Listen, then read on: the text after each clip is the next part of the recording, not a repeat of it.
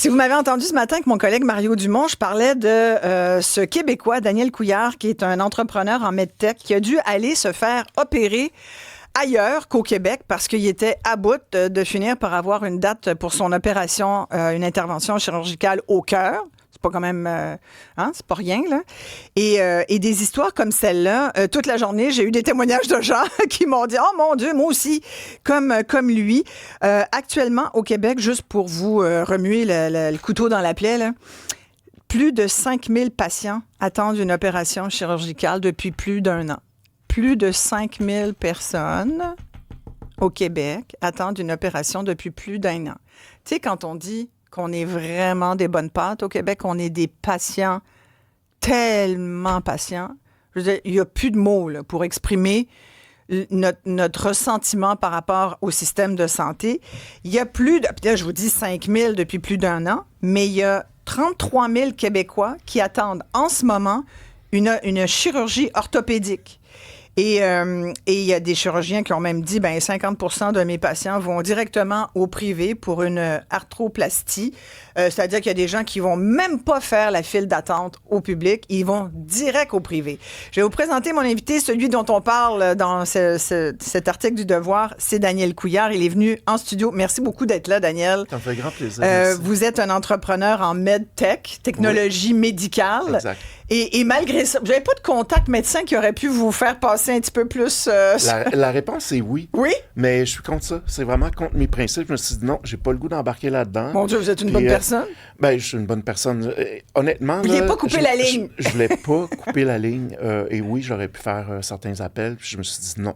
J'embarque pas là-dedans. Fait que racontez-moi, en gros, votre enjeu médical qui vous a amené à aller dépenser 20 000 $ finalement dans un hôpital privé à Marseille.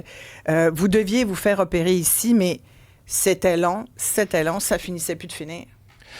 En fait, ça commence en 2017. J'ai un diagnostic. Ça donne que c'est en France que j'ai été diagnostiqué pour la fibrillation auriculaire.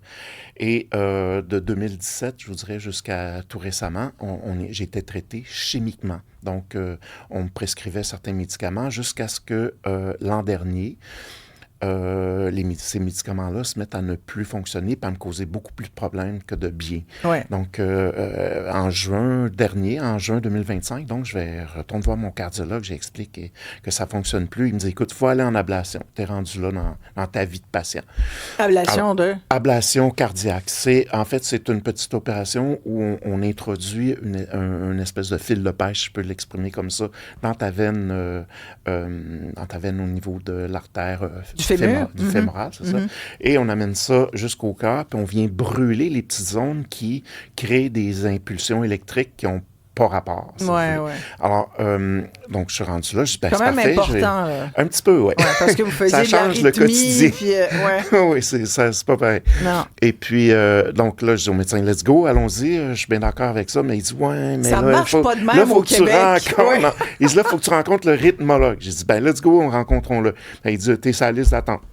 J'attends 2 mois, mais pendant ce temps-là, dans mon cas particulier, il me dit, t'as plus rien qui fonctionne, on va te donner de prescrire de l'amiodarone.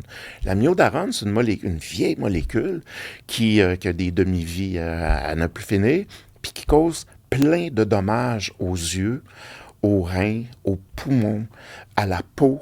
Et ça amène une dégénérescence accélérée. On donne ça aux personnes qui ont une espérance de vie très courte seulement. Donc là, on dit, prends ça, puis mets-toi sur la liste d'attente, puis on ne sait pas quand est-ce qu'on te rappelle.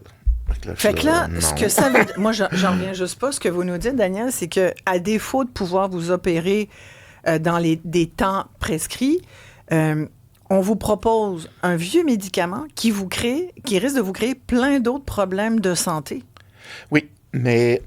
Je veux pas. En fait, on peut pas en vouloir au médecin. Il a fait ce qu'il devait faire. Non, mais on peut en vouloir au système, par exemple. Par contre, moi, c'est quand on me dit va sur une liste d'attente. Puis on ne sait pas quand, parce que avant de rencontrer le rythmologue, j'ai eu 2 mois d'attente. Là, c'est déjà 2 mois de poison. Ensuite, quand je rencontre le rythmologue, il me dit 6 mois si t'es chanceux, mais pense plus à 12 mois. Puis là, je l'écoute parler, puis tout ça. Hey, puis après ça, je lui parle, il me dit ça peut aller jusqu'à 18 mois. Puis là, je peux pas prendre la myodarone tout ce temps-là. Là. Et d'ailleurs, en cours de route, je commençais à avoir des problèmes avec mes yeux. Je voyais moins bien. Je voyais des halos, des trucs comme ça. Puis là, je dis non, c'est pas vrai. Là, j'ai fait des appels un peu partout au Canada pour trouver un endroit pour me faire opérer. Personne ne voulait me prendre. Ils ne voulaient pas vous prendre dans le reste du Canada?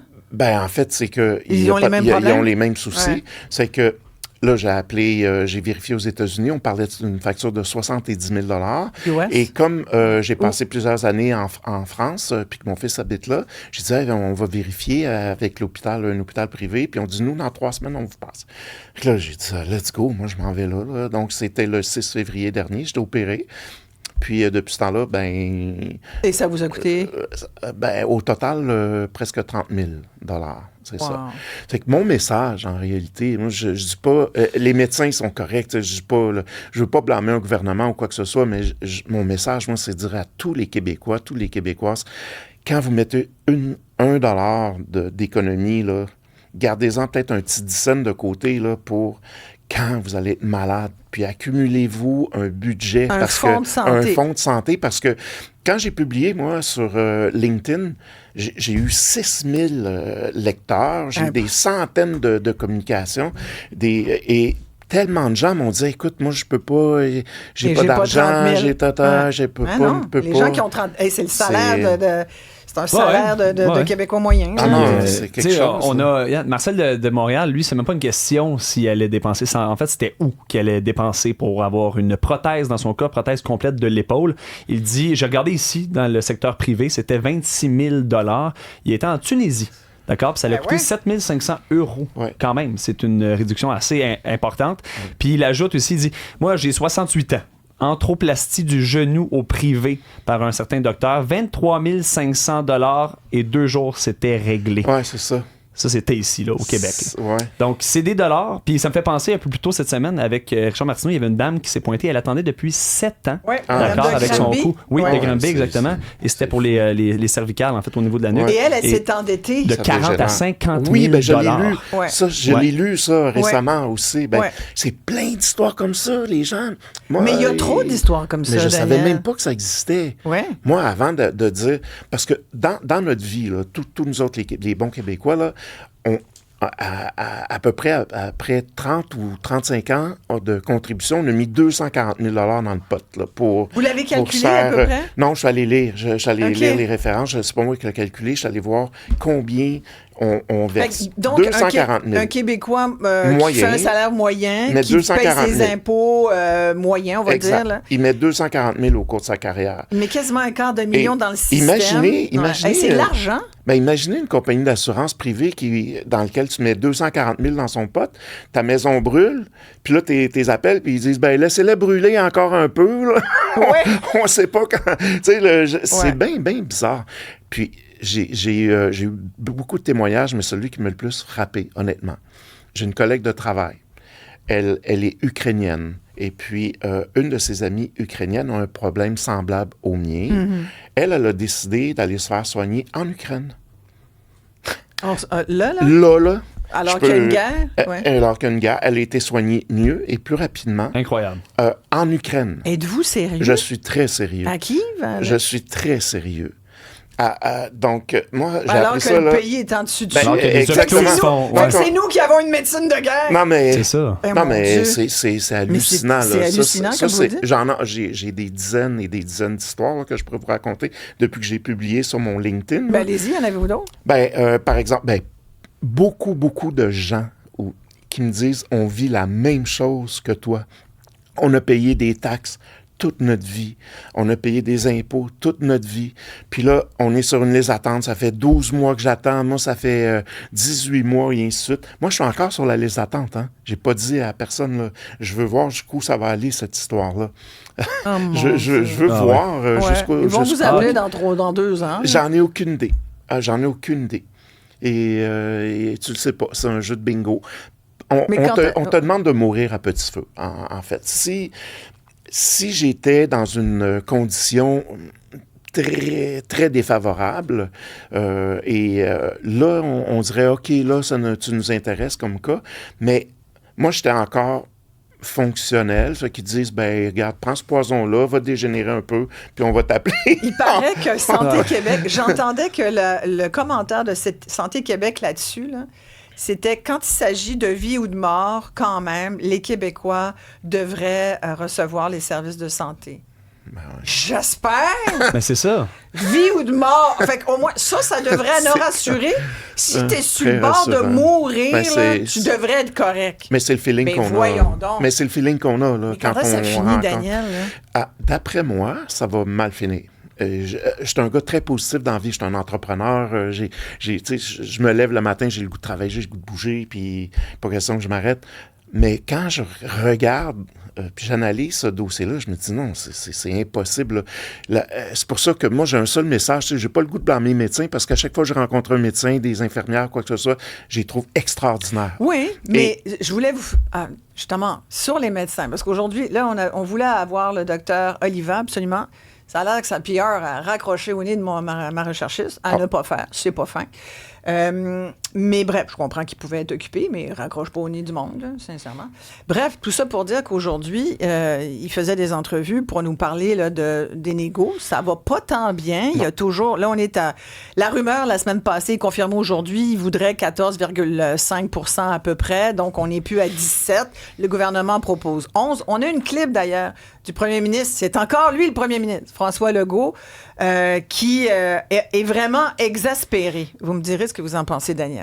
Les médecins spécialistes qui travaillent à temps plein gagnent en moyenne 550 000 $ par année.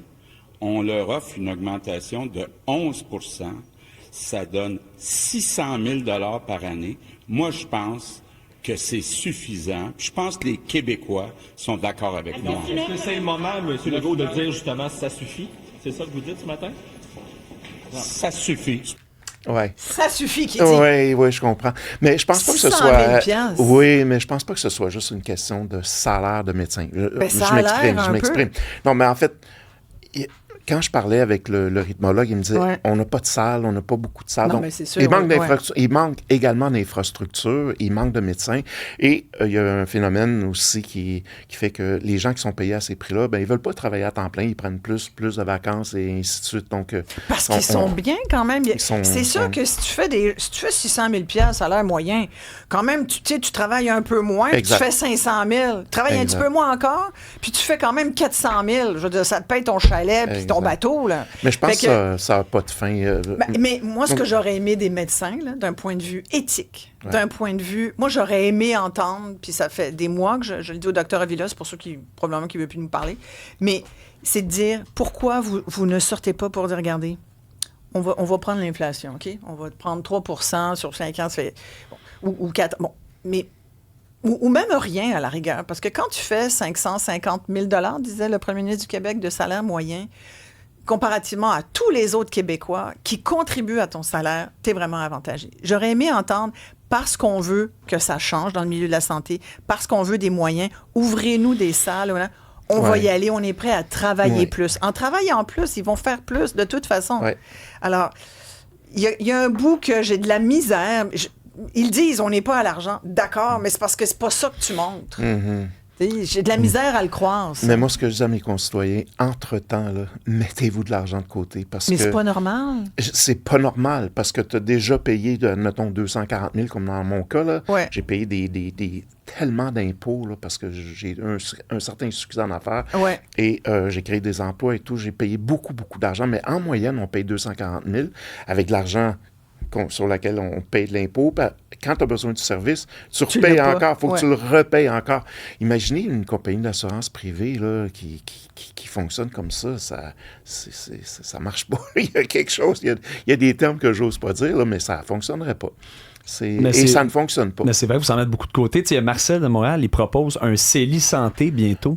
Rendu là, parce que il y a quelqu'un d'autre qui rajoute pourquoi payer des impôts si ultimement pour avoir une meilleure vie, parce qu'on s'entend, c'est pas parce que tu es dans une liste d'attente que tu es capable de bien vivre pendant ce temps là. On parlait de gens qui faisaient des dépressions à cause de douleurs chroniques pendant des années et des années. Donc oui, pourquoi pas un CELI pour ça, malheureusement, ce serait de mettre l'orgueil du gouvernement de côté puis dire mettez ça là-dedans, on va pas vous déclarer, vous imposer ça.